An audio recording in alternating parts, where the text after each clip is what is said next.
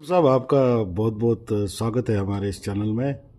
तो मैं आपसे एक क्वेश्चन करना चाहूँगा कि ये जो बिजली फ्री मिशन का जो मूवमेंट चल रहा है किश्तवाड़ में,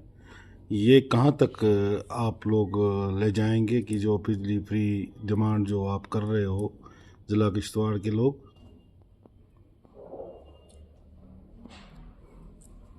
आपने एक अच्छा सवाल किया है और सबसे पहले मैं आपका शुक्रिया अदा करना चाहूँगा कि आपने इस बारे में पूछा कि जो मिशन बिजली फ्री किश्तवाड़ में चल रहा है कहाँ तक ये चलेगा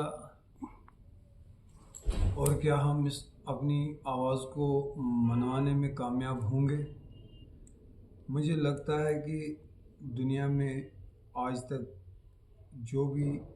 चीज़ें सामने आई, जिन चीज़ों के लिए लड़ा गया, दुनिया में कोई भी चीज़ नामुमकिन नहीं होती है, हर चीज़ मुमकिन हो जाती है। बस करने का तरीका इंसान को आना चाहिए कि काम करने का एक जो तरीका होता है अपने हक को मनवाने के लिए हमें जो अपने कदम बढ़ाने होते हैं और उसके लिए अपनी अच्छी सोच का जो इस्तेमाल करके इंसान को या किसी लीडर को चलना चाहे या किसी भी संगठन को। तो वैसे ही मिशन बिजली फ्री का भी जो ये हमारा एक कोऑर्डिनेशन कमेटी का जो ग्रुप है, तो पहल बड़ी अच्छी हुई। किश्तवाड़ में पहली बार इस तरह का जो मूवमेंट चल रहा है, तो हम लोग ये समझ के चल रहे हैं कि आज नहीं तो कल हमारी इस हक की आवाज़ को हमारी मरकज़ी सरकार को, यहाँ की मौके की जो हुकूमत नेशनल कॉन्फ्रेंस की है, हमारे उमर साहब जो चीफ मिनिस्टर हैं, या एलजी इंतज़ामिया है, या यहाँ की एडमिनिस्ट्रेशन। तो एडमिनिस्ट्रेशन के हाथ में तो ये मसला है ही नहीं कि हम कहें कि यहाँ का डिप्टी कमिश्नर किश्तवाड़ या यहाँ का एसएसपी साहब इस मसले को हल करा सकता है, नहीं। लेकिन मैं कहीं ना कहीं ये एक मैसेज देना चाहता हूँ यहाँ की एडमिनिस्ट्रेशन को कि इनको भी कम से कम कोऑपरेट करना चाहिए। हम इस कोऑर्डिनेशन कमेटी के ज़रिए से यहाँ के भाईचारे को भी मजबूत करना चाहते हैं, क्योंकि इस कोऑर्डिनेशन कमेटी के जो हिस्सा है वो हिंदू भी है, मुसलमान भी है, सिख भी है। इससे फ़ायदा हमारे समाज को भी होगा, हमारे भाईचारे को भी होगा, और इस भाईचारे की एक मिसाल तो बन के ये रही जाएगी। और इस भाईचारे की ताकत की वजह से ही हम अपने इस हक को हासिल करने के लिए अपनी अच्छी सोच का जब हम इस्तेमाल करके चलेंगे, तो कहीं ना कहीं हमारे जो मौके के जो बहुत बड़े बड़े कदावर लीडर हैं, तो इन लीडरों की भी कहीं ना कहीं मजबूरी बनेगी कि नहीं, हमें इनकी बात को सुनना चाहिए। जैसे कि आपने खुद देखा कि इसकी आवाज़ कहीं ना कहीं असेंबली में भी उठी मिशन बिजली फ्री को लेकर, और जितने भी हमारे मीडिया के कर्मी हैं और बहुत सारे मीडिया वालों ने भी इसको बहुत उठाया है कि आज इसकी ये जिंदा मिसाल ये है कि अगर किश्तवाड़ से ये आवाज़ बुलंद नहीं हुई होती, इस मिशन को चलाने के लिए जो लोग सामने आए अगर वो खड़े नहीं हुए होते, तो कहीं ना कहीं मीडिया के लोग या हमारी सियासी जमातों के बड़े बड़े लीडर, आपने तो खुद ही देखा कि सुनील जी एक हमारे किश्तवाड़ के जो एक लीडर हैं, भारतीय जनता पार्टी से ताल्लुक़ रखने वाले, पार्डर कॉन्स्टिट्यूंसी के वो एमएलए हैं, पहले वो किश्तवाड़ के भी एमएलए रह चुके हैं। आखिरकार पार्डर हो, इंद्रवाल हो, किश्तवाड़ हो, है तो ये किश्तवाड़ी। तीन तीन एमएलए हमारे इस किश्तवाड़ में हैं। तो कहीं ना कहीं अब उनकी भी ये मजबूरी बन गई। इस कोऑर्डिनेशन कमेटी ने जो आवाज़ उठाई है, इसमें जो हिंदू और मुसलमान जुड़ा, और इसका नतीजा आपके सामने आज खुद है। आज आपने देखा शगुन जी को बयान देना पड़ रहा है, सुनील जी शर्मा को बयानबाजी करनी पड़ रही है, प्यारेलाल जी शर्मा ने असेंबली में सपोर्ट दी इस मिशन बिजली फ्री के इस मूवमेंट को। तो मुझे लगता है इसी तरह आज नहीं तो कल कहीं गवर्नर इंतज़ामिया को भी इस बात को मानना उनकी मजबूरी बन जाएगी। आज नहीं तो कल कहीं मरकज़ी सरकार को भी इस आवाज़ को सुनना पड़ेगा। अब हमारे अपोजिशन लीडर जो हमारे यहाँ के हैं, एलओपी जनाब सुनील कुमार शर्मा जी, तो कल परसों उन्होंने एक बयान दिया। मैं उनका वो बयान सुनकर बड़ा अपने आप में एक मुझे बड़ा ताजुब हुआ कि कम से कम उनको तो बयान देने से पहले ये समझना चाहिए। उन्होंने सलाल की बात की, उड़ी की बात की, और पता नहीं किस किस इलाके की बात की। कम से कम उनको पहले ये सोचना चाहिए था कि जब से उन्होंने लीडरी शुरू की है इस किश्तवाड़ में, खासकर जब वो विधायक बन के यहाँ किश्तवाड़ में आए और किश्तवाड़ के बाद अभी वो पाडर से अभी विधायक हैं वहाँ के, तो उनको ये लगना चाहिए था पहले कि भाई मैं पहले किश्तवाड़ी हूँ, किश्तवाड़ के लोगों ने मुझे वोट सपोर्ट जो दी है, यहाँ के हिंदू ने भी यहाँ के मुसलमान ने भी वोट दिया है, तो क्या उनको कम से कम इस जगह को अपनी जगह पहले ये सोचना नहीं चाहिए था इस तरह का बयान देने से पहले कि हमारे किश्तवाड़ के लोग मेरे बारे में क्या सोचेंगे। कहीं ना कहीं हर चीज पहली बार होती है, जैसे सुनील जी शर्मा ने कहा कि ऐसा नहीं हो सकता है, पूरी मुफ्त बिजली फ्री नहीं मिल सकती है, फिर इनको सबों को देना पड़ेगा, मिलनी तो चाहिए, लेकिन कहीं आधा अधूरा बयान उन्होंने जो एक तरह से सियासी बयान तो उन्होंने दिया, मगर जो उनको क्लियर एक बयान देना चाहिए था कि हाँ किश्तवाड़ के लोगों को मुफ्त बिजली मिलनी चाहिए। सवाल उनको किया गया था, किसी पत्रकार के द्वारा जो सवाल उनको किया गया कि हाँ किश्तवाड़ के लोगों को मुफ्त बिजली मिलनी चाहिए, सीधे स्पष्ट सुनील जी शर्मा जी को ये कहना चाहिए कि हाँ क्यों नहीं मिलनी चाहिए, क्योंकि हमारे पावर प्रोजेक्ट इतने सारे हैं कि पावर प्रोजेक्टों का सबसे बड़ा, एशिया का सबसे बड़ा हब इस टाइम हमारा किश्तवाड़ बना हुआ है। अशरफ साहब, लोग ये भी कहते हैं कि बिजली फ्री मूवमेंट जो यहाँ किश्तवाड़ में है, तो इन्होंने संडे टू संडे यहाँ पर प्रोटेस्ट रखने की अपील की थी सब लोगों को, और आज की डेट में बहुत अरसा हुआ है, अरसा मतलब बहुत 1 महीने के करीब हुआ है। तो आप लोग ये प्रोटेस्ट जो संडे टू संडे कर रहे थे, अब वो आप लोगों ने कम किया है, आखिरकार इसकी क्या वजूहत है? इसकी वजह तो कोई खास नहीं है कि कोई कहे कि मूवमेंट कहीं बंद हुआ है या कोई मूवमेंट में कोई कमजोरी आई है। मूवमेंट पहले से भी ज़्यादा मजबूत होगा और आने वाले कल में आप खुद देखोगे ईद के बाद, क्योंकि बीच में रोज़े आए और रोज़ों में लोगों को क्या है,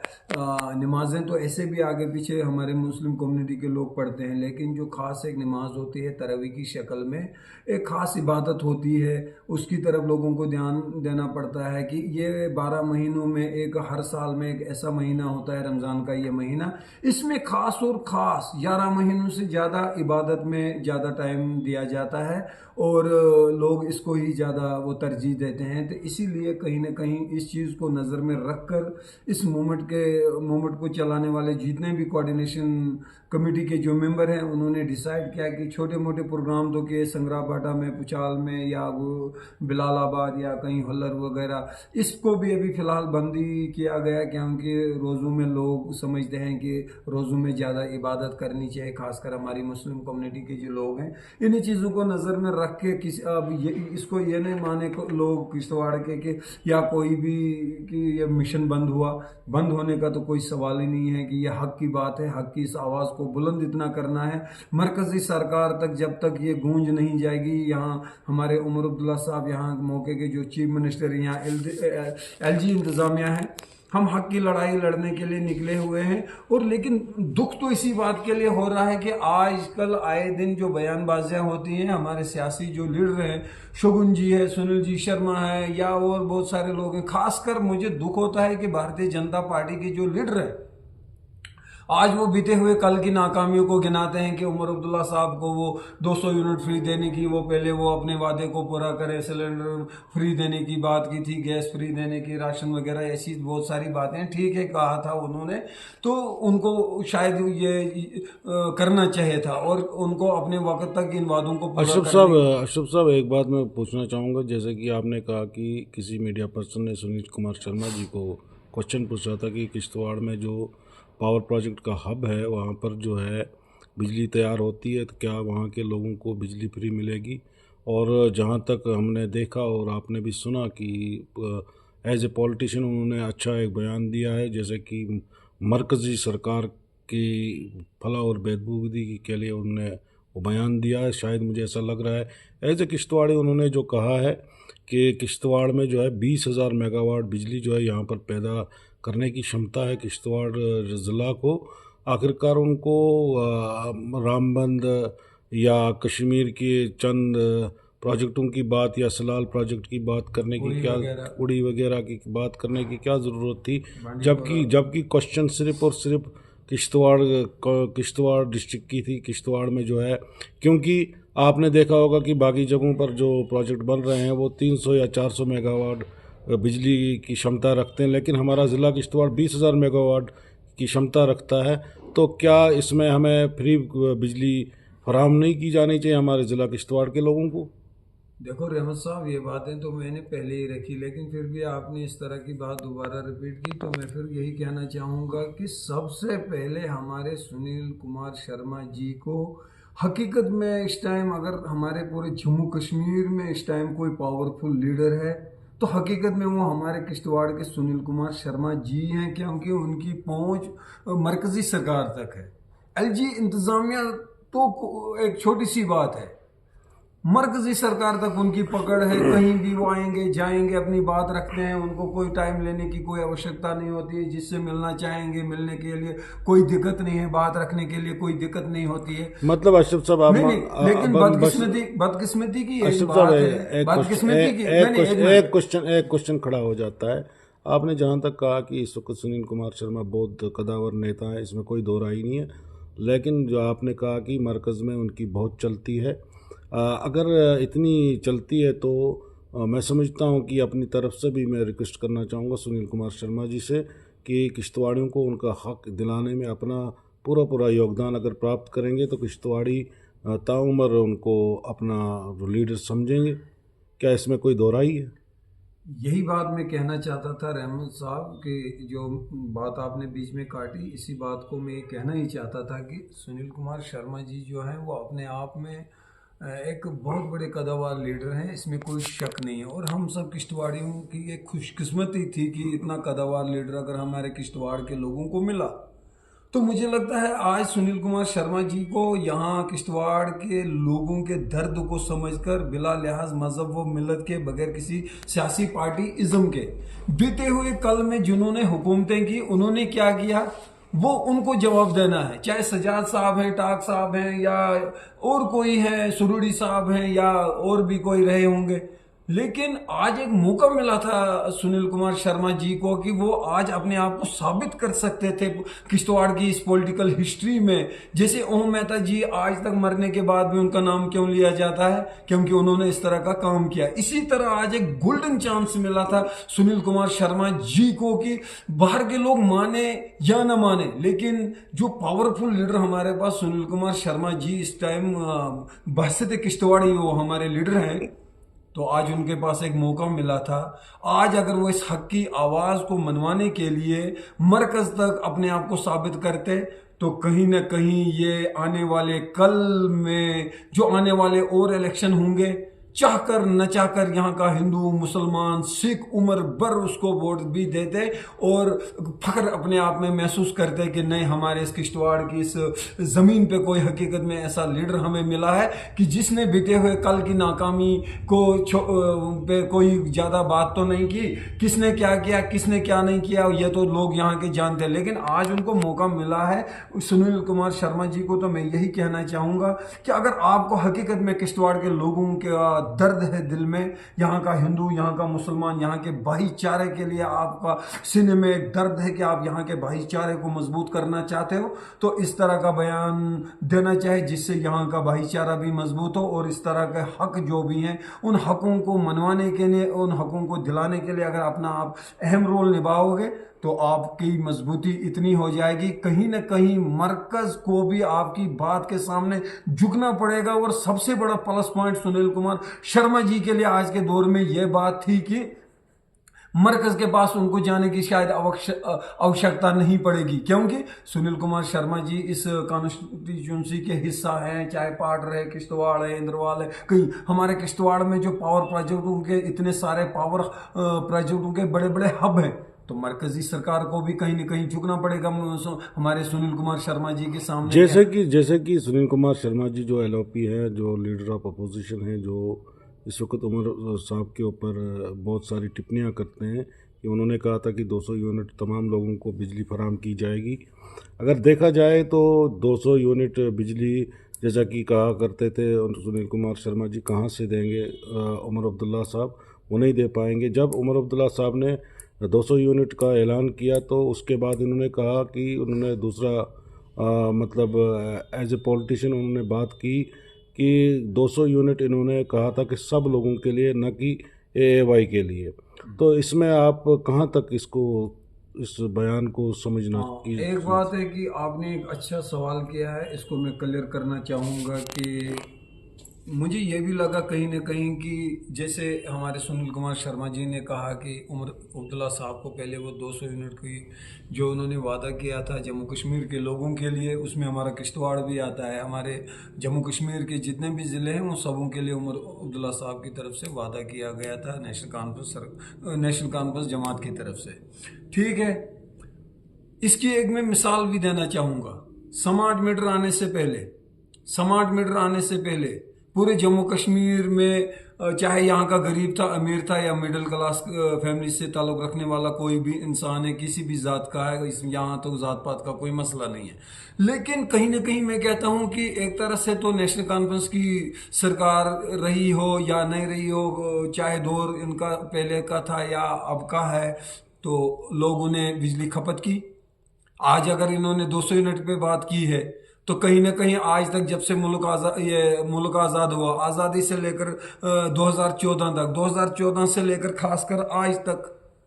आज तक तो जम्मू कश्मीर के सारे लोग कोई छोटा मोटा कारखाना चलाता था, वो वहाँ भी बिजली का इस्तेमाल करता था, खपत होती थी। यहाँ का गरीब इंसान वो भी बिजली इस्तेमाल करता था, यहाँ का मिडिल क्लास में गुजर बसर करने वाला कोई भी इंसान वो भी बिजली की खपत करता था। साथ ही साथ में वो यहाँ से कोई 500, कोई 700, कोई 900, कोई 1200, कोई 1500 अपना किराया भी भरते थे। तो एक हिसाब से तो राहत थी हमारे जम्मू कश्मीर के लोगों के लिए कि अगर चाहे स्मार्ट मीटर नहीं भी था, डिजिटल मीटर थे। डिजिटल मीटर की शक्ल में कहीं ना कहीं अपने आप से लोग किराया तो भरते थे। समंदर से प्यासे को अगर एक बूंद पानी दिया जाएगा वो एक वकीली होती है, वो रजा की नहीं है। मैं तो ये कहता हूं कि आज स्मार्ट मीटर की जरूरत भी नहीं पड़नी चाहिए थी कि कम से कम अगर मुफ्त बिजली नहीं भी दे सकते हैं, चलो जैसे पहले डिजिटल मीटर हुआ करते थे उस पे अगर थोड़ी सी सख्ती करते, चलो जी किसी का 1000 रुपये बिल आता था तो उसका 1200 बनता था, तो कम से कम 1000 रुपये तो वो दे देता था खुशी खुशी से, वो इस बात से तो खुश थे। लेकिन आज तो हमारी मरकजी सरकार की तरफ से स्मार्ट मीटर की शक्ल में, और मुझे लगता था सुनील कुमार शर्मा जी की शक्ल में, जो इतना पावरफुल लीडर हमारे किश्तवाड़ में है, इनको कम से कम इस बात के लिए पहल करनी चाहिए मरकजी सरकार तक, जम्मू कश्मीर के लोगों को स्मार्ट मीटर न लगाए जाए। और यहाँ अभी बहुत बड़ी खस्ताहाली है, कभी 370 के नाम पे, कभी सिगरेट के नाम पे, शुरू से लेकर आज तक जब से मुल्क आज़ाद हुआ है, जम्मू कश्मीर तो अपने आप में एक ऐसी वो स्टेट बन गई है कि सारे एक्सपेरिमेंट हमारे इस जम्मू अशरफ कश्मीर। साहब, मैं मानता हूं कि जैसे कि सुनील शर्मा जी ने ये बयान दिया है कि बिजली फ्री जो है वो किसी को नहीं मिलेगी। हाँ, अगर 200 यूनिट के बजाय यहाँ पर 400 यूनिट या 500 यूनिट बढ़ाए जाएं तो वो अच्छी बात है। लेकिन जहाँ तक मैं कहता हूँ कि जो उन्होंने प्रेजेंट टेंस की बात की है, प्रेजेंट टेंस की बात की है कि यहाँ पर कोई ऐसा वो चीज़ नहीं बनी है कि बिजली फ्री दी। क्या ऐसा ही कोई चीज़ यहाँ पर लागू नहीं हो सकती कि यहाँ के जो बेरोज़गार नौजवान हैं कि इन प्रोजेक्टों में काम कर सके जो हमारे, क्या इसके लिए भी यहाँ पर कोई भी रूल्स नहीं बने हैं कि जहाँ पर प्रोजेक्ट बनते हैं वहाँ के बच्चों को यहाँ पर उनको जॉब प्रोवाइड किया जाए और उनकी बेरोज़गारी को ख़त्म किया जाए? देखिए रहमत साहब, बातें तो बहुत सारी हैं, कहाँ से शुरू करें और कहाँ पे ख़त्म। हर सवाल में एक सवाल पैदा होता है। आप बताइए, यहाँ सीबीपीपी है, सीबीपीपी में किश्तवाड़ के कितने मुलाजिम हैं? वहाँ पे बैरून रियासत से आए हैं ज़्यादा मुलाजिम, उनको रोज़गार दिया गया। हमारे किश्तवाड़ के पढ़े लिखे बेरोज़गार नौजवान दर बदर की ठोकरें खाते हैं, तरह तरह के निशानों के वो शिकार हो चुके हैं। क्या इसकी जिम्मेदारी हमारे जो पावरफुल लीडर इस टाइम, भले वो अपोजिशन के एलओपी हैं, अपोजिशन लीडर हैं, सबसे स्ट्रांग लीडर हैं वो जम्मू कश्मीर के, क्या उनको इस चीज़ के लिए पहल नहीं करनी चाहिए थी कि हाँ और सुनील कुमार शर्मा जी के टाइम पे ही उन्होंने अपने भाषणों में कहा, बड़े बड़े भाषण उन्होंने दिए हैं, तकरीरों में कहा उन्होंने कि हाँ यहाँ पे पावर प्रोजेक्ट आएंगे, यहाँ के बेरोजगार नौजवानों को रोजगार मिलेगा, यहाँ तामीर और तरक्की होगी, यहाँ बहुत सारी चीज़ें बदलेंगी इस किश्तवाड़ में। बदला क्या?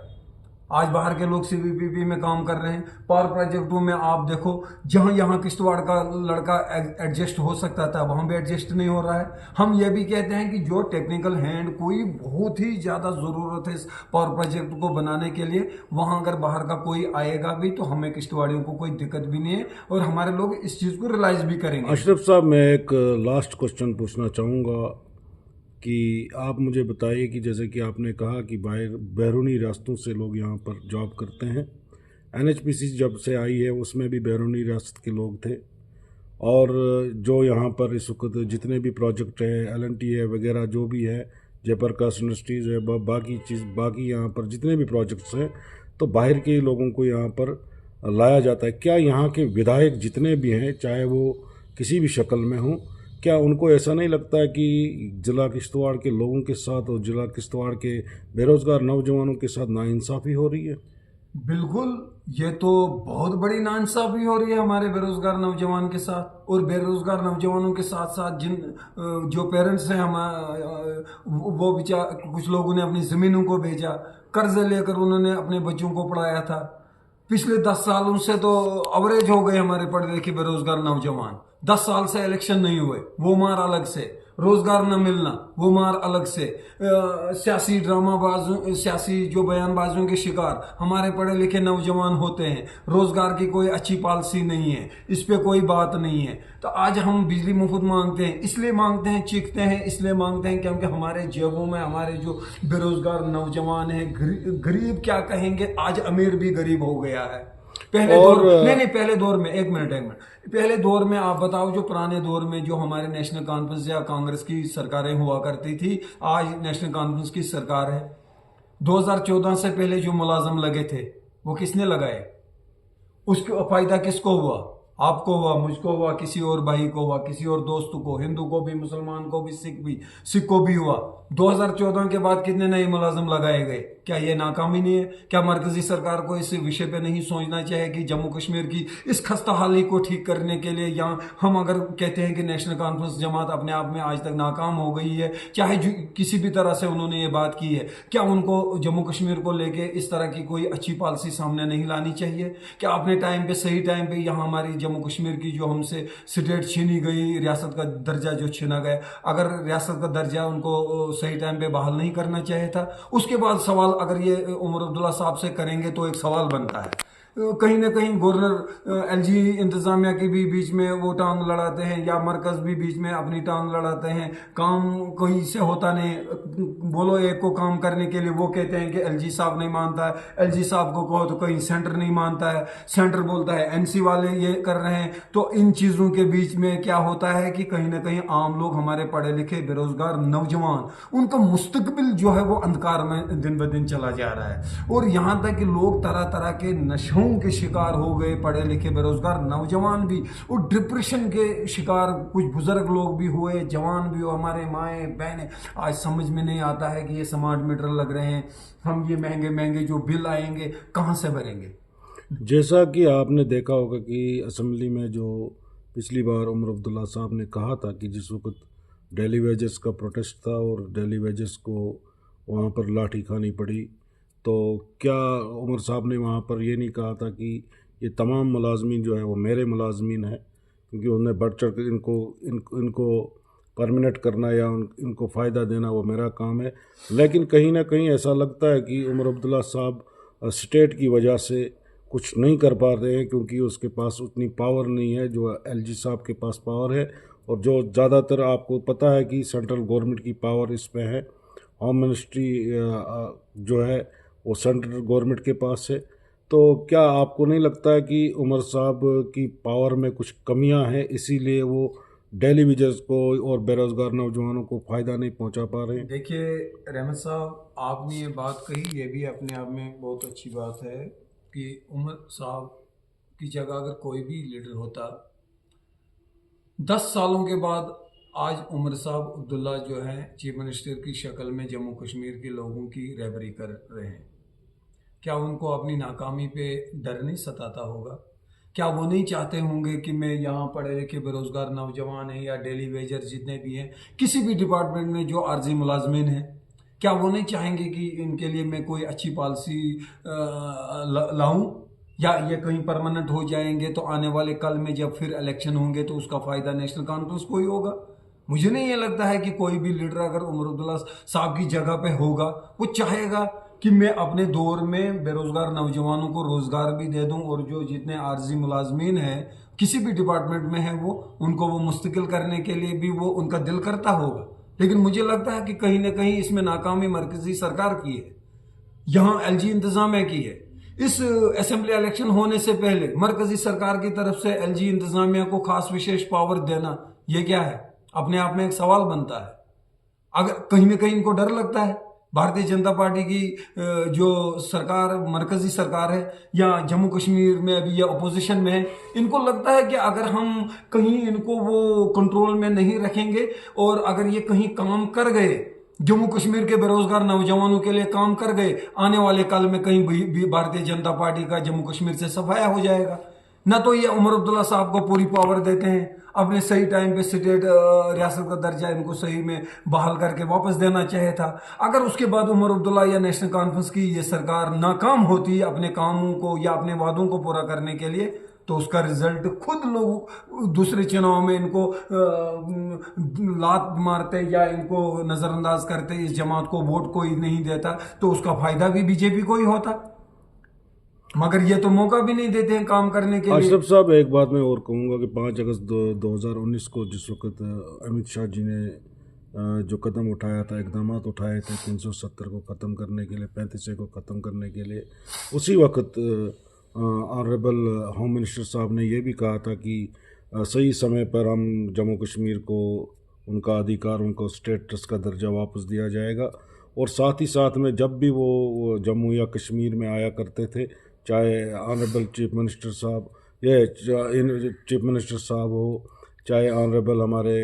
होम मिनिस्टर साहब हो, चाहे हमारे ऑनरेबल प्रधानमंत्री साहब हों, उन्होंने हर वक्त आते आते कहा है, हर वक्त कहा है कि जम्मू कश्मीर के लोगों को स्टेट का दर्जा जो है वापस दिया जाएगा। जो ही इलेक्शंस होंगे, इलेक्शन के बाद फौरी तौर पर इनको स्टेटस का दर्जा वापस दिया जाएगा। क्या इसमें कोई ये मतलब जो है अभी तक कोई समाधान नहीं निकला कि यहाँ पर रियासत देने में ये कोताही कर रहे हैं? एक मिनट रहमान साहब, क्या आप इस बात को नहीं समझते हैं या जम्मू कश्मीर के लोग इस बात पे गौर फिक्र नहीं करते होंगे? कहीं ना कहीं मरकज़ को इस बात को समझने की कोशिश करनी चाहिए। कहीं यह ना हो जाए कि रियासत को सही टाइम पे बहाल करना था मरकज़ी सरकार को, और लेट करने की वजह से मुझे ये लगता है कि आने वाले कल में जब फिर इलेक्शन होंगे ना, भारतीय जनता पार्टी ये चाहती है कि हम सही टाइम पे रियासत का दर्जा बहाल न करने की वजह से नेशनल कॉन्फ्रेंस के जो कांधों पे जो ये प्रेशर आएगा और ये काम नहीं कर पाएंगे आर्जी मुलाजमों के लिए, या जो पढ़े लिखे बेरोजगार नौजवान बच्चे हैं जिनको रोजगार की तलाश थी,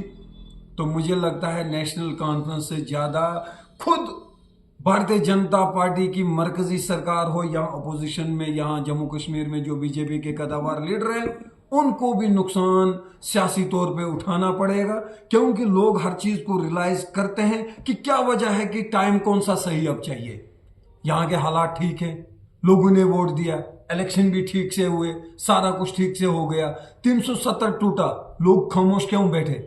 लोगों ने रियलाइज किया कि नहीं यार, 370 के नाम पे शुरू से लेकर आज तक, जब ये 370 था तब भी, जब ये टूटा तब भी,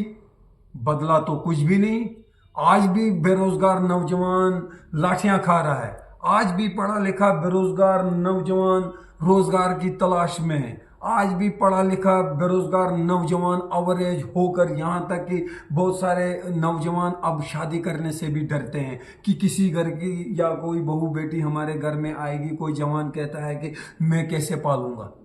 उसके पास सोर्स ऑफ इनकम नहीं है। तो इन ऐसी ऐसी बहुत सारी चीजें हैं रहमत साहब, बातें बहुत सारी हैं। मुझे लगता है कि खास और खास नेशनल कॉन्फ्रेंस से ज्यादा भारतीय जनता पार्टी की मरकजी सरकार को इस जम्मू कश्मीर के बेरोजगार नौजवानों के लिए, यहाँ के आर्जी मुलाजमों को उनको परमानेंट करने के लिए उमर अब्दुल्ला साहब की जो ये मौके की सरकार है, जिसके अभी नेशनल कॉन्फ्रेंस के जो हमारे उमर अब्दुल्ला साहब यहाँ के चीफ मिनिस्टर है,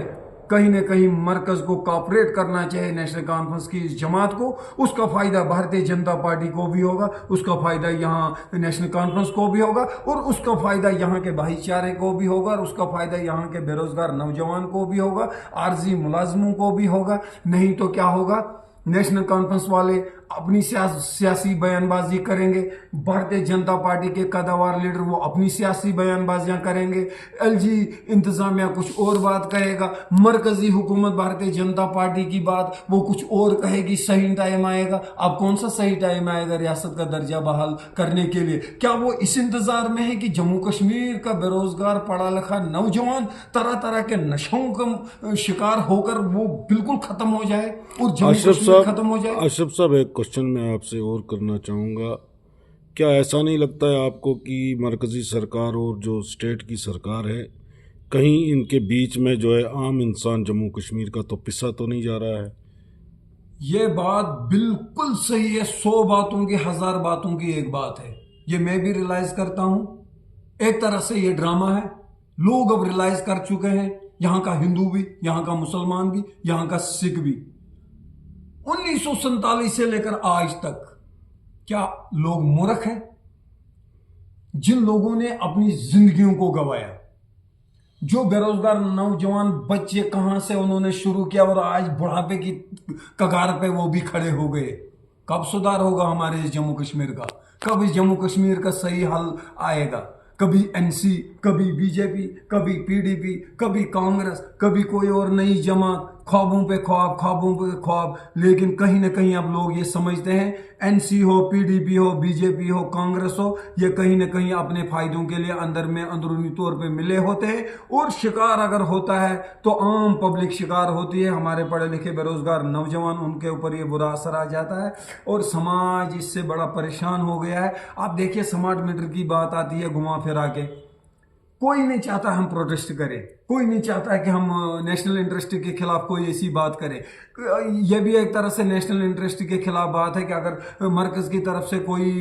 इसमें कोई पॉलिसी लाई गई कि हाँ स्मार्ट मीटर लगने चाहिए, हम कहते हैं लगने चाहिए, कोई बात नहीं है, मगर लगाने से पहले कम से कम हमारे पढ़े लिखे बेरोजगार नौजवानों को, आर्जी मुलाजमों को, उनको देने के लायक तो बनाओ। कहीं वो 1000, 2000, 3000 किसी टैक्स की शक्ल में, चाहे पानी का बिल देना हो, बिजली का बिल देना हो, या म्यूनसिपल कमेटी का कोई ड्रेनेज का जो होता है वो देना है, वो देने के लायक तो बनाओ। रोजगार की कोई अच्छी पॉलिसी नहीं है। मैं तो ये कहूंगा कि जो कुछ भी मरकजी सरकार मतलब इस तरह का प्लान लाना चाहती है, मुझे लगता है कि हर प्लान से पहले एम्प्लॉयमेंट की पॉलिसी पे कोई खास पॉलिसी इनको लाने की जरूरत है। फास्ट ट्रैक पे उस पर काम होना चाहिए। यहाँ का चाहे चीफ मिनिस्टर है, यहाँ का जो एलजी इंतजामिया है, या मरकजी सरकार है, इन सबों को आपस में सही तालमेल बनाकर खाली सियासत नहीं करनी चाहिए, खाली सियासी बयानबाजियां नहीं करनी चाहिए। आम लोगों के हित पे गौर फिक्र करके, आम लोगों के दुख दर्द को समझ के, हर शोबे में जो आज बदहाली है, पहले भी थी, अब भी है, कल भी रहेगी, अगर यही हाल रहेगा तो बताओ बड़े बड़े लीडरों का, बड़े बड़े सिस्टमों का क्या फायदा है आम लोगों को? अशरफ साहब, मैं आखिर में आपसे एक लास्ट क्वेश्चन करना चाहूँगा कि महाराजा हरि सिंह जी की जो स्टेट है, जम्मू कश्मीर लद्दाख की जो स्टेट है, क्या महाराजा जी की स्टेट को जल्द अज जल्द भारतीय जनता पार्टी को, ऑनरेबल प्रधानमंत्री जी को, अमित शाह जी को इसको बहाल करना चाहिए कि नहीं चाहिए? रहमत साहब, मैंने कुछ भारतीय जनता पार्टी के लीडरों के बयान सुने। महाराजा की तो वो बात करते हैं, महाराजा हरि सिंह की स्टेट की तो वो बात करते हैं। क्या ये एक तरह से उनकी तौहीन नहीं है? महाराजा हरि सिंह जी की ये तौहीन नहीं है कि उनकी रियासत को ये यूटी की शक्ल में तब्दील करना? क्या उनको सबसे पहले इस चीज को एक तरह से गौर फिक्र नहीं करनी चाहिए कि अगर वो एक तरफ से महाराजा हरि सिंह जी की वो बहुत बड़ी बड़ी उनके नाम पे तकरीरें करते हैं, ये उनकी स्टेट ये बनाया, उनका ये दिया, उनका ये सारे लोग मानते हैं, हम लोग तो इस चीज से इनकार नहीं करते हैं, लेकिन कहीं ना कहीं ये लगता है कि महाराजा हरि सिंह की स्टेट जो भारतीय जनता पार्टी वाले उस पे वो बात रख के कहीं ना कहीं अंदर में वो सियासत करते हैं, खाली उस चीज पे सियासत न करके इनको सही टाइम पे जम्मू कश्मीर के लोगों को रियासत का दर्जा बहाल करने के लिए फौरी तौर पे कदम उठाना चाहिए। और उसके बाद अगर उमर अब्दुल्ला साहब अगर अपने किए गए वादों को निभाने में फेल हो जाता है, नाकाम हो जाता है, आने वाले कल में उसको इलेक्शन जब भी होंगे उसका परिणाम उनको भुगतना पड़ेगा। और मैं यही लास्ट में कहना चाहूंगा, भारतीय जनता पार्टी की जो मरकजी हुकूमत है, हम मानते हैं कि उनके पास ताकत है, उनके पास वो जरिए हैं, वो सोर्सेज हैं। हमारे जम्मू कश्मीर से इतने सारे पावर प्रोजेक्ट, चाहे वो उड़ी के हैं, सलाल के हैं, कहीं के भी हैं, कितना रेवेन्यू जाता है हमारी भारत सरकार को। तो क्या वजह है कि उसके बदले में जो सही टाइम पे हमें रियासत का दर्जा बहाल किया जाए या कोई अच्छा पैकेज हमारे जम्मू कश्मीर को अशरफ साहब, क्या है, मुझे लगता है कि मतलब जैसे कि हमारी बीजेपी है जो मरकजी सरकार से इस वक्त जो पावरफुल एक तंजीम है, पूरे विश्व में एक पावरफुल तंजीम है, क्या इनको ये स्टेट देने से ऐसा खौफ तो नहीं लग रहा है कि अगर हम स्टेट देते हैं जो भी नेशनल कॉन्फ्रेंस के मैनिफेस्टो में है कि वो सारे जो इम्प्लीमेंट होंगे ग्राउंड लेवल पे, तो उसमें जो है कि जो आने वाले समय में जब भी इलेक्शंस होंगे 2029 में, क्या तमाम सीटें तो नेशनल कॉन्फ्रेंस की झोली में तो नहीं जाएगी? सबसे अच्छी बात तो यही है, हकीकत में भारतीय जनता पार्टी को अपना यही डर सताता है, इसी वजह से स्टेट को देने में, रियासत का दर्जा बहाल करने में ये टाइम खा रहे हैं। ये चाहते हैं कि एक एक महीना, एक एक साल नेशनल कॉन्फ्रेंस के यहाँ से खिसक जाएगा। इनको ये लग रहा है कि नेशनल कॉन्फ्रेंस की हुकूमत जो है और ये नेशनल कॉन्फ्रेंस नाकाम हो जाएगी लोगों के सामने अपने वादे उनको पूरा करने के लिए। मगर मुझे लगता है कि लोग इस चीज को रियलाइज कर रहे हैं, नाकाम नेशनल कॉन्फ्रेंस नहीं होगी, कहीं ना कहीं हर चीज का जवाब भारतीय जनता पार्टी की मरकजी सरकार को देना पड़ेगा कि उन्होंने अपने सही टाइम पे रियासत का दर्जा जम्मू कश्मीर के लिए बहाल क्यों नहीं किया। यह बात अपने आप में बहुत बड़ा सवाल है भारतीय जनता पार्टी के लिए। ऐसी ऐसी बहुत सारी बातें हैं, तो आने वाले वक्त में कभी और कभी बात। और अशरफ साहब, ये मैं बोलना बहुत ज़रूरी समझता हूँ कि जैसा कि नेशनल इंटरेस्ट की बात की जा रही है भारतीय जनता पार्टी की तरफ से, और यहाँ से डिमांड हो रही है तो हमारे ज़िला किश्तवाड़ के लोगों की तरफ से कि हमें जो है जो भी यहाँ पर प्रोजेक्ट बन रहे हैं वो नेशनल इंटरेस्ट के लिए बने हैं। और नेशनल इंटरेस्ट के साथ साथ क्या यहाँ के लोग जो है वो नेशनलिस्ट नहीं है? क्या यहाँ के लोग अपने देश के लिए मर मिटने वाले नहीं हैं? क्या यहाँ के लोग मतलब नेशन के इंटरेस्ट में नहीं आते हैं? क्या यहाँ के लोगों की नेशन को कोई ज़रूरत नहीं है? क्या नेशन नहीं चाहता है कि हमारे ज़िला किश्तवाड़ के भाईचारा को मजबूत किया जाए?